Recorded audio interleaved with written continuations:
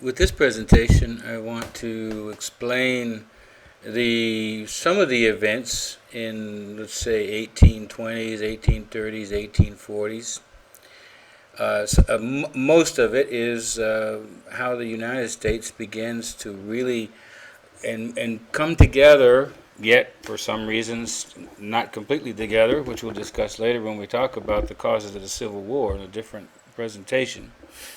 But the United States begins to expand, to grow, to move away from the East Coast and towards the West Coast.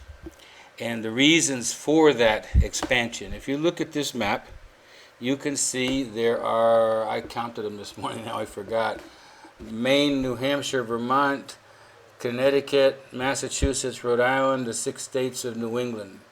And then New York, Pennsylvania, I think there's 24 or 25, I forgot. It doesn't make any difference.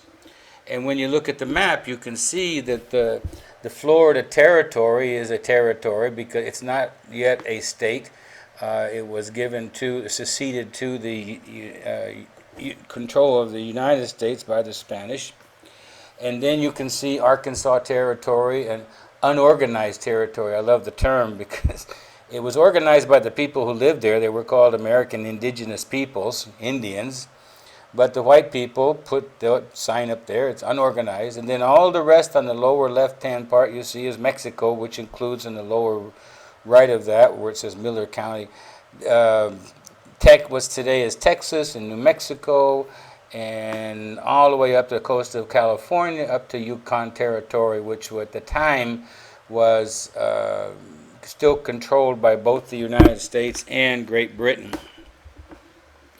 This was a young America. This America, nation entering a period of commercial development, the beginning of the American Industrial Revolution, almost all in the east and particularly in the northeast of the United States.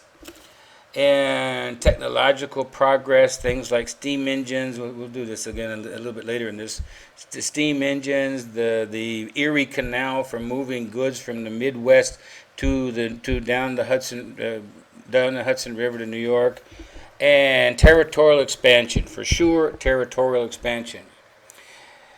All of this favors a market economy and industrial growth. You can study, I did many years ago, studied about the growth or the birth of and growth of all the textile mills, all the mills in Holyoke, Massachusetts, where I lived last many years ago, and Lowell and Fall River, Massachusetts, and Framingham, Massachusetts, textile mills, shoe mills, mills that made factories that made so much that was not made before.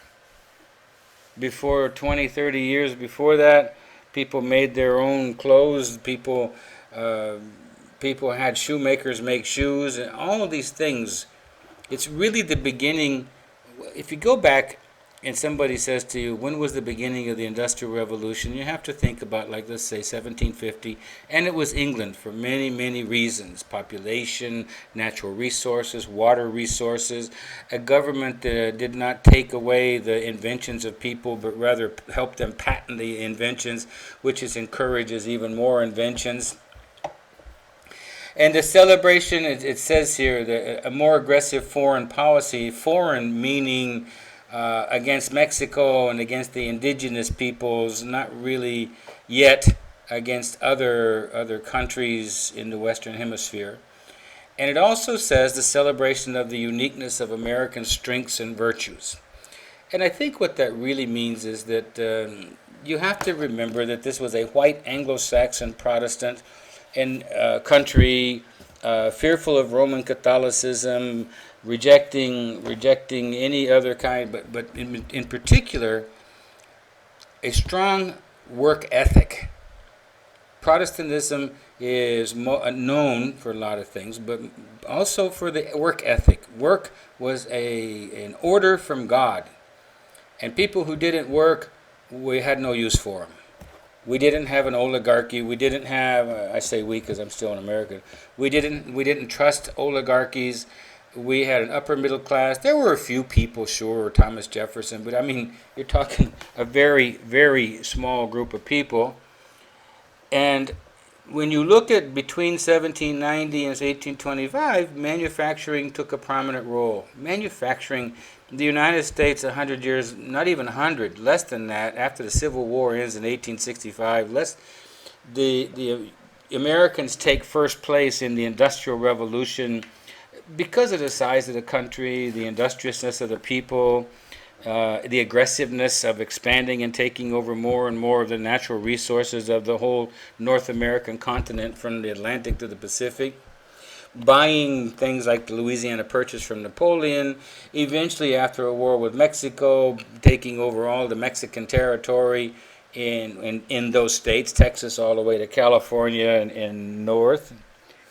And that kind of thing, I added this particular slide because, not because the guy's name is Whitman, no relation whatsoever. I don't think he didn't have any descendants. But it gives you an idea of the attitude of people. Walt Whitman was the most famous American poet of the 19th century. The Song of the Open Road, he says, "From this hour I ordain myself loosed of limits. I declare myself, I have no limits anymore.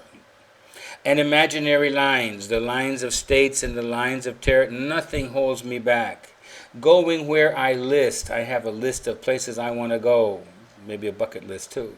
"My own master, total and absolute, and I inhale great draughts of space."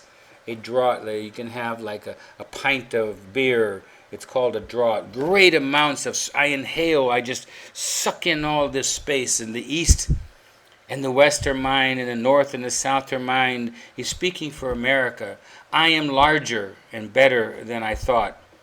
That pretty much sums up the American attitude of who they were and what their destiny was.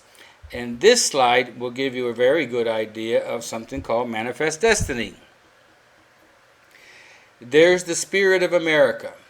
And if you'll notice, below her you'll see the white people and the miners with their shovels, and above it is the white wagon, it's called a schooner, and to the lower right are the farmers with their plows and the stagecoach for transportation, and behind that you see several, from all the way, if you look in the upper right hand corner, you can see like Manhattan, and you can see the railroads, everything is going west.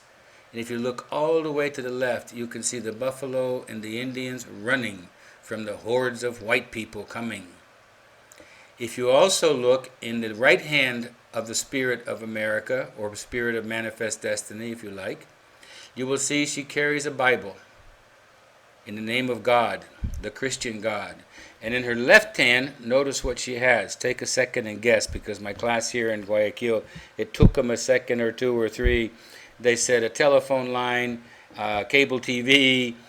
No, it's a telegraph, which was invented by Samuel Morse, and Morse code was invented, and people could finally communicate long distances very, very quickly.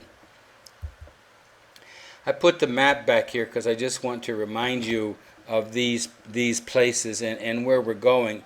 If you look, look up in Pennsylvania, where the two N's, and you go down and slightly to the left on the border of what's Virginia. Today it's West Virginia there, but before the Civil War there was no West Virginia. And then on the eastern part of Kentucky and down through the eastern part of Tennessee, western part of North Carolina, down into northern Georgia, there's a very long range of mountains, the Appalachians. By now, in the 1830s, 20s, and 30s, the white people are going west. There's a great pressure of the urbanization of the big cities, Massachusetts, New York for sure, in Boston and Pennsylvania, and in Philadelphia, Pennsylvania. There's these more and more immigrants. And in those days, you've got to remember this too, most people that came to the United States, or I should say went, because I'm not there, they went for freedom.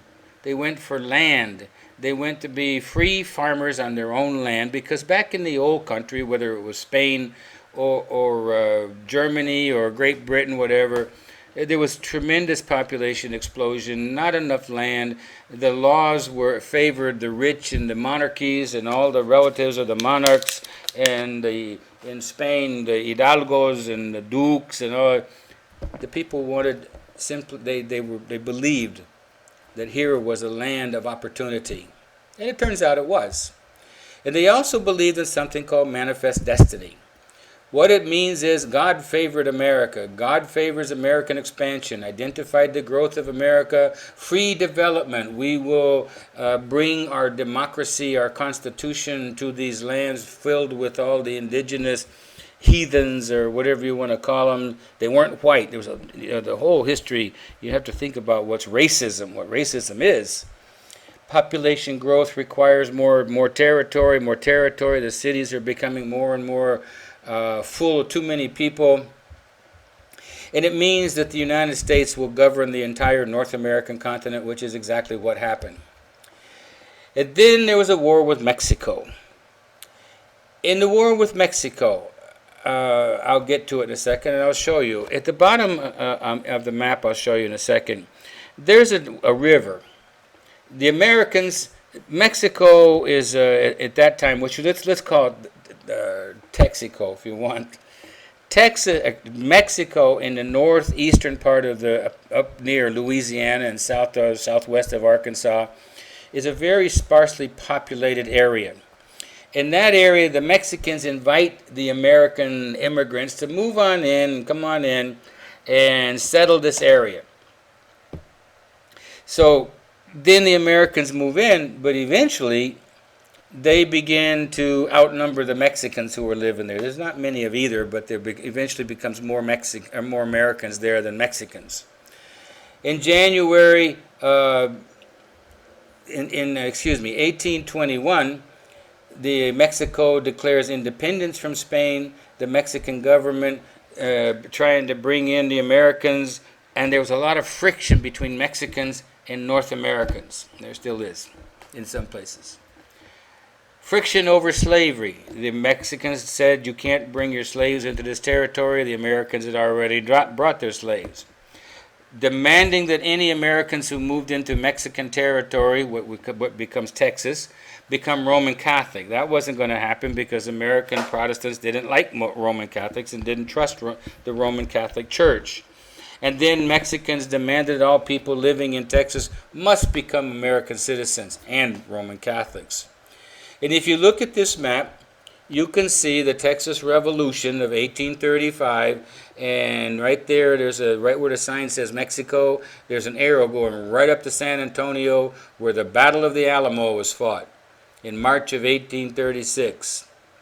And the Americans are massacred. I don't remember. There was like 120 or 140 Americans defending this little fort. You could still go to San Antonio and see the Alamo still there. It was just it was actually like a church with a compound. Surrounded by 2,000 Mexican soldiers, and the Mexicans killed everybody. So it became, all the Americans that died at the Alamo became martyrs to the cause of freedom. They're always yelling freedom. Well, you got to remember, what was the movie Braveheart? Freedom. We want freedom. The Mexican Texas. Mexicans demanded freedom for the slaves. The Americans who owned slaves refused to give freedom because they said that slaves are their property. So the Mexicans didn't respect property. The Texans refused to pay import taxes on American goods. So therefore, by 1830, the Mexicans passed a law saying no more gringos can come in, and also, eventually, the American immigrants are going to be disenfranchised and even thrown out of Texas, or let's say northeast Mexico. It's not Texas yet. Well, the Mexicans, their good luck or bad luck, they have a dictator. His name is General Lopez de Santa Anna.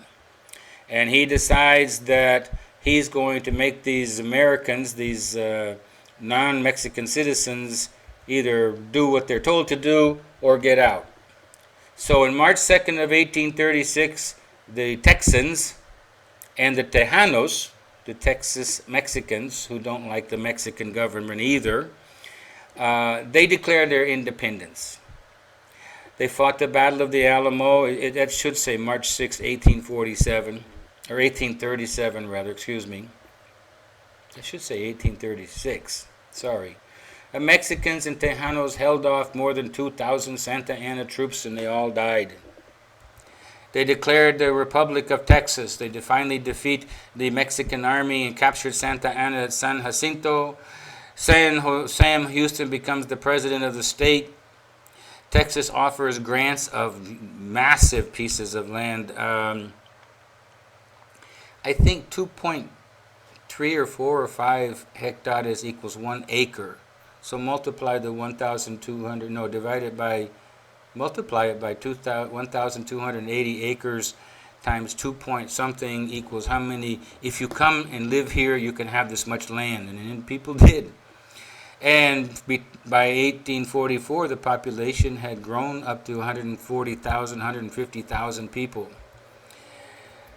The annexation of Texas in 1843. Now, annexation means that the United States immediately, the American government begins to say, we would like to become the Texas government. We want to become part of the United States. You also have to remember, some of you may know that how many stars are on the Texas state flag. There's 1 star. It was the only state that was ever an independent country. But they wanted to become part of the United States, so they appealed to become part of the United States. It was a big issue because now you're going to allow a slave state to come into the Union, which gives more representation in the House of Representatives and in the Congress. So there was a lot of opposition to Texas becoming, and also saying that, if we take this new country of Texas as a state, we risk war with the Mexicans, which is exactly what happened. War with Mexico in 1846, the Mexican army attacks across the invading U.S. Army at Matamoros on the Rio Grande. By 1847, it wasn't a long war. By September of 1847, the Americans, better to look at the map. You can see where the red part is a disputed area. To the right of the disputed area is Texas. And then to the left of it is the Rio Grande River, the edge of it. So Mexico owns, I'm colorblind, I don't know what color that is where it says Mexico, and I'm not even sure if the other part's red, but it looks red to me. There's, to the north of that red part, there's the Nueces River. To the south of it, where Corpus Christi, no, wait a minute. If you look at the map, where the Nueces River comes out is Corpus Christi, and where the Rio Grande comes out, where the little sign says Palo Alto, that's this disputed territory. The Americans just blatantly march right in with their troops into the disputed territory, and the first battle is at Matamoros, and then you can see down there where on the little part where it shows the final battle of September 13 is Chapultepec, Mexico City. The Americans win the war. The Americans won the war. The Mexicans were not smart. They could have asked for a truce, and they could have kept the Americans out of Mexico City and out of Tampico and out of a lot, because the Americans really didn't want to conquer Mexico. And that's always an interesting point. 80,000 Mexicans in new territories become U.S. citizens. They gained 500,000 square miles, and they paid the Mexicans $15 million for all of what they call Texas, New Mexico, California, established the Rio Grande, which it still is between Texas and Mexico. And here's a good question. Why not all Mexico? Well, they didn't want Mexico. What the Americans really wanted was, consolidate the Rio Grande as the border between Mexico and Texas. But also, those California great harbors. If you ever get a chance in life, you must go to San Francisco, and then you will stand up on the bridge, and you will appreciate the value of the harbor. And they didn't want a bunch of Mexicans to become American citizens for those reasons right there. They were Roman Catholic, and they were mongrels, mixed breeds, And the Americans were very racist about that, and they said they would never be fit to be American citizens. So that's what happened. They didn't take all of Mexico because they didn't want it. And the last thing I mention here is simply at the same time what I was talking about before is the Industrial Revolution. And you can find some place. Go to Google and look at the inventions. The 1820s and 30s and 40s, the cotton gin. Now you can get the seeds out of the little bowls of cotton much easier. So therefore you take your slaves and put them out producing more cotton because they can clean it faster, and the South explodes. Cotton becomes king of the Southern economy. Telegraph, rapid communications, manufacturing everything, manufacturing new railroads. To make a railroad, you got to have railroad ties, those long things that the trains run on. The steel industry begins. They haven't found the oil or a use for oil. They did have a great market for whale oil, but they didn't have it the oil from the ground yet. That's pretty much about how American expansion. A lot of Americans still believed in manifest destiny. This becomes a big issue, but not for another 50 years, 60, 70 years, let's say. By the late 1800s, the war with Spain, the war with Spain and taking over the Philippines and controlling Cuba and those kind of things, where the United States really, really expands in other countries, controlling other countries. But it's not really that right now. Don't tell that to the Indians because they still think they were robbed. And they were. That's it.